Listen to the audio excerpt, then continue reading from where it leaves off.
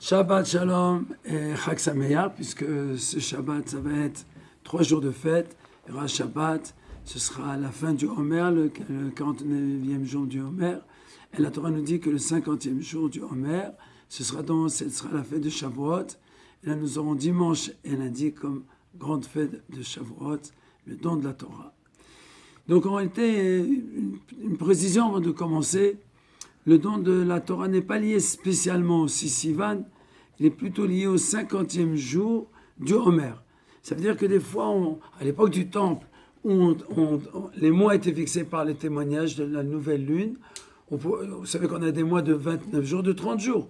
Donc on pouvait avoir Sivan et Nissan et Iyar de 29 jours, ou bien de 30 jours les deux, ou bien comme ça se passe maintenant, 29 et 30, donc ça changeait la date de Shavuot. Ça veut dire du don de la Torah. En tout cas, ce qui nous intéresse maintenant, c'est de réfléchir comment s'est passé Matan Torah, quel est le plan que Akadosh Baruch Hu il a utilisé, et comment nous, on doit le reproduire.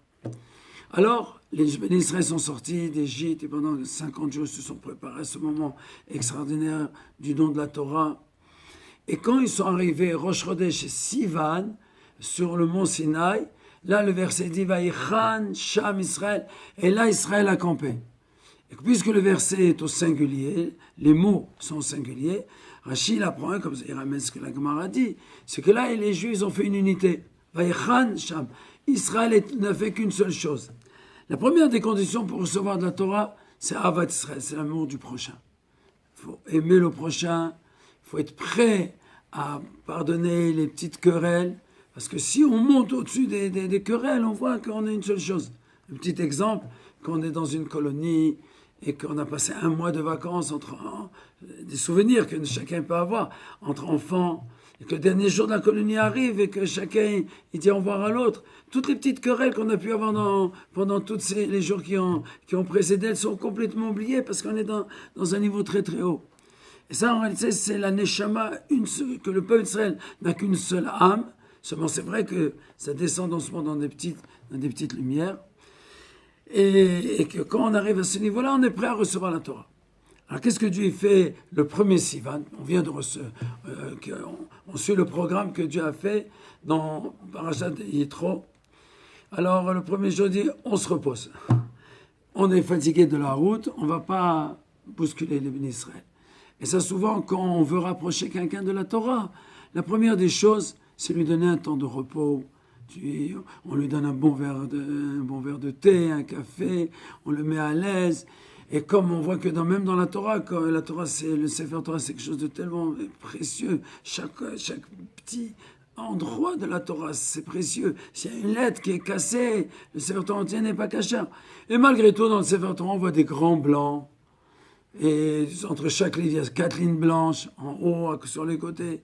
Il y a besoin de reprendre le souffle, de reprendre les vitamines, et hop, de pouvoir démarrer. C'est ce que Dieu fait le premier Sivan, il donne un repos aux Juifs. Donc on est bien installé. Moshe Rabbeinu monte dans le ciel. Dieu l'appelle. Et Moshe Rabbeinu monte très tôt le matin. Nous sommes le 2 Sivan. Il arrive dans le ciel. Et alors, Akadosh Baruch Hu lui dit, écoute, je vais vous donner la Torah. Mais la première des choses que tu dois savoir, c'est que tu dois d'abord parler aux femmes et après aux hommes. Pourquoi? Parce que les femmes, c'est la base. Et c'est elles qui ont transmis au peuple d'Israël ce qu'un enfant a depuis ce qu'un enfant ne peut jamais oublier. Il ne pourra jamais oublier la srina de sa mère, il ne pourra jamais oublier les plats de sa mère, ce qui représente les fêtes. Chaque fête, elle a son plat. Pour donner un petit exemple, mais l'amour d'une maman qui fait dormir son enfant en chantant Shema Israël. Donc Dieu dit d'abord, tu te donnes aux femmes, et tu leur donnes d'une manière douce. Et après seulement, tu donneras aux hommes les choses qui sont difficiles, les raisonnements, ce qui est compliqué dans la Torah. Comme Tagel Israël, on compare ça comme à des nerfs, c'est-à-dire quelque chose où il faut vraiment se mettre à l'intérieur. Et tu vas leur dire que je vais leur donner la Torah, mais que eux, ils doivent savoir que c'est mon peuple chéri.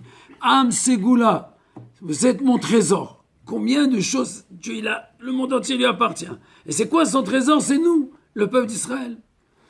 Alors Moshe Rabbeinu, il écoute ce que Dieu lui dit, descend vers les Béné Israël. Nous sommes le 2 Nissan, et il dit aux Béné Israël, voilà ce qu'Akadosh Baruch Hu a dit. D'abord, il transmet aux femmes, après aux hommes, il fait exactement ce que Dieu lui dit. Il demande aux Juifs, alors qu'est-ce que vous dites? Tout ce que Dieu a dit, on va faire. D'accord? Ils acceptent, de manière globale. Alors, qu'est-ce que Moshe Rabbeinu fait? Le 3 Sivan, le lendemain, il monte ramener la réponse à Dieu. De très bonne heure, il monte ramener la réponse à Dieu. Alors Rachid demande la question, mais Dieu connaissait la réponse, il entend tout, il sait tout. Mais derrière Eretz, la politesse, on t'a envoyé faire quelque chose, on t'a nommé, va rendre ce qu'on t'a dit. Alors il va voir Akadosh Baruch Hu, il dit, voilà, les Béné Israël sont prêts à recevoir la Torah. Ah, Akadosh Baruch Hu dit, si c'est comme ça, va leur dire que je vais descendre dans une colonne de nuée, Be'a ve'anan, et toi tu leur transmettras tout, et toi tu monteras, et tu leur transmettras toute la Torah. Alors Moshe Rabbeinu descend, et il transmet cela aux enfants d'Israël. Voilà, Dieu, il a dit qu'il va descendre dans une colonne de nuée, que je vais vous donner la Torah. Et là, les enfants d'Israël disent non, on n'est pas d'accord. Comment vous n'êtes pas d'accord? C'est ce que Dieu propose. Pourquoi ils n'étaient pas d'accord? On ne veut pas que ce soit toi, Moshe, qui nous transmette la Torah. C'est pas qu'on a quelque chose contre toi, mais on veut que ce soit Dieu lui-même. Alors, Moshe Rabbeinu, il remonte dans le ciel, et on est le 4 Sivan, puisque chaque fois qu'il montait dans le ciel, c'était de bonheur. Et il dit à Kadosh Baruch Hu, tu sais, les Béné Israël, ils veulent que ce soit toi, Dieu, qui leur donne la Torah. Alors Kadosh Baruch Hu, il attendait en réalité cette réaction des enfants d'Israël. Il dit, si c'est comme ça, alors ils doivent se préparer. Donc le 4, le 5 et le 6 sera 3 jours de préparation. Ils ne doivent pas monter sur la montagne, ils doivent se séparer de leurs femmes, ils doivent aller au mikvé, il doit y avoir une préparation parce que c'est moi Dieu qui va leur parler. Et effectivement, c'est ça ce qui se passe. Et Akadosh Baruch Hu, il parle aux Bnei Israël, mais seulement les Bnei Israël, ils n'arrivent pas à entendre. C'est tellement, tellement fort, c'est Dieu lui-même qui parle, que leur neshama saute. Alors ils disent à Moshe Rabbeinu, nous on peut pas, vas-y toi. Et en réalité, la question elle se pose. Puisque Dieu savait qu'ils ne pouvaient pas recevoir la parole de Dieu lui-même parce qu'ils n'étaient pas assez préparés. Et même toutes les préparations, c'est pas assez suffisant. Ils avaient besoin de Moshe Rabbeinu. Il aurait pu leur dire, vous savez, vous ne pouvez pas. C'est que Moshe Rabbeinu qui peut vous transmettre la Torah. Mais en réalité, qu'est-ce qu'on a gagné de tout ça?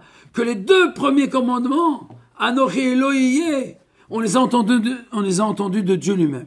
Ah, c'est vrai, notre Neshama, elle a sauté, il s'est fallu que les anges y ramènent, mais on a gagné ça.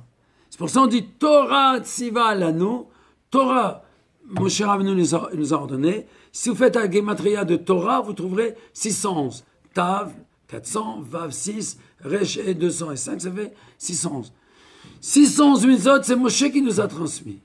Mais les 2 premiers, pour arriver au 613, c'est Dieu lui-même. Anochi Elohiyeh. Je suis l'Éternel ton Dieu, tu n'auras pas d'autre Dieu. Et ces 2 mitzvot-là, c'est la base de toutes les mitzvot positives. Je suis l'Éternel ton Dieu. Et de toutes les mitzvot négatives, tu n'auras pas d'autre Dieu. Et ça, c'est ce qui est incrusté dans le cœur d'Israël. Et c'est pour ça, puisqu'on les a entendus de Dieu lui-même, un juif est prêt à donner sa vie pour Dieu, pour pas renier Dieu. Et c'est dans ces niveaux-là qu'on doit se préparer, dans Shavuot, amener tous les enfants, même ceux qui sont dans les berceaux, comme le Rabbi demande, parce que c'est eux les garants de la Torah, c'est eux qui nous ont permis de recevoir la Torah, et que chacun de nous, il doit rentrer dans le Sefer Torah, comme ce bébé qui est dans le berceau, pour recevoir la Torah, dans la joie et la profondeur. Chag Sameach, bonne fête de Shavuot, Shabbat Shalom.